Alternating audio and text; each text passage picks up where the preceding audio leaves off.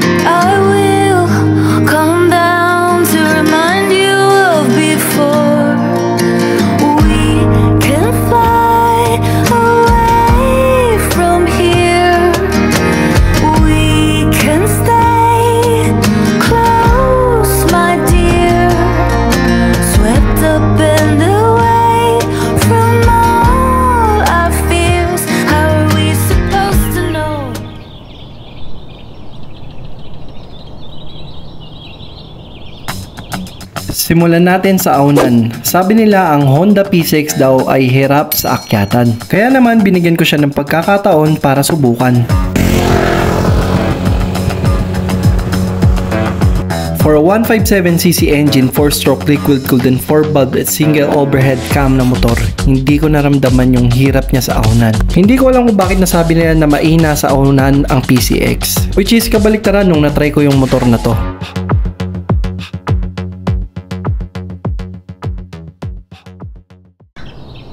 Hindi ko alam kung bakit paulit-ulit sila sinasabi na mukha daw jet ski, mukhang bangka, mukhang inidoro yung motor na to. Pero para sa akin, depende na lang din talaga yan sa preference ng tao. Kung marunong kang appreciate ng mga bagay-bagay, panigurado hindi mawawala sa listahan mo to. Isa sa pinaka nagustuhan ko sa motor na to is yung digital panel gauge niya. Unang kita ko pa lang dito na love at first sight talaga ako sa itsura niya. Ibang klase rin yung datingan lalo na pag naka-naked handlebar ka. Bukod sa stylish tignan, marami ka talagang malalagay lalo na pag ganito yung manibela mo. Elegant looking din talaga yung headlight niya. Alam mo yung masasabi mong premium quality talaga pag gumawa si Honda. As per Honda is 10% na mas malaki ang gulong ng bagong Honda P6 160 versus sa gulong ng Honda PCX 150. Meron din pala siyang 8.1 liters fuel tank capacity and as per Honda, kaya niyang umaverage ng 45.1 km per liter. Which is very convenient lalo na sa mga long rides. Ibang klase rin yung upuan niya na bukod sa malapad, kasyang-kasya din yung full face helmet. Magagamit mo lalong-lalo na pag hindi ka mahilig maglagay ng top box. Meron siyang front pocket na 1.7 liters na kasyang-kasya yung malalaking wallet at cellphone. Meron siyang USB port na hindi ka naman problema lalong-lalo na pag naabutan ka ng lobat sa daan. Isa rin sa mga nagustuhan ko dito kay Honda P6 is kung paano na dinisenyo at pinag-isipan ang upuan na ilalagay nila sa motor na to. Komportable at napakalambot, importante ito lalong-lalo na sa mga delivery rider kagaya ko.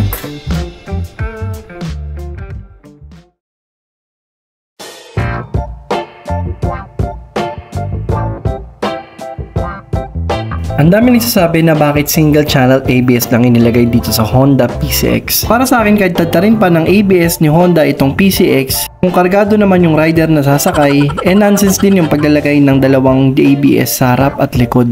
Isa rin sa mga nagustuhan ko nilagay na safety features ni Honda is yung HSTC o Honda Selectable Torque Control.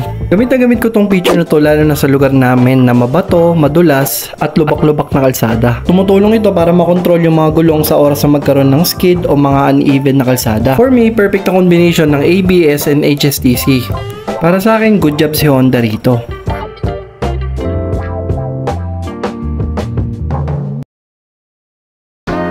Ito na siguro yung pinaka-paborito kong part ng motor na to, ang suspension. Harap-likod, kahit may angkas o wala, ramdam na ramdam ko yung ganda ng suspension ng motor na to. Nasa kahit sa lubak na daanan, hindi ko naramdaman yung sakit ng katawan. Alam mo yung para siyang sumasama sa lubak. Ganun yung feeling ng suspension na to. Ito yung kayang-kaya mong ipagmalaki sa kwentuhan ninyo ng barkada mo. Very good para sa akin si Honda rito.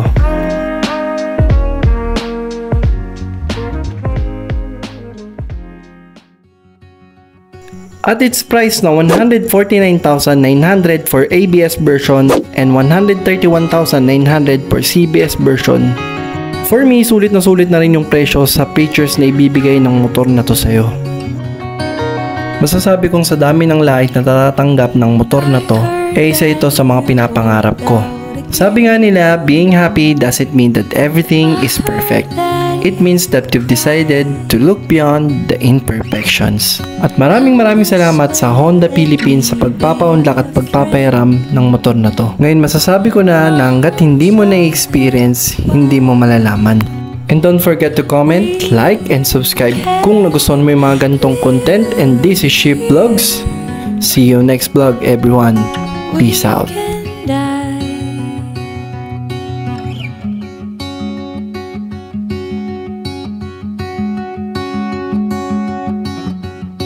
There's nothing to fear if you try.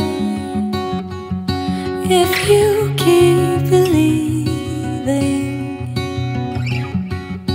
like rain falling soft from the sky,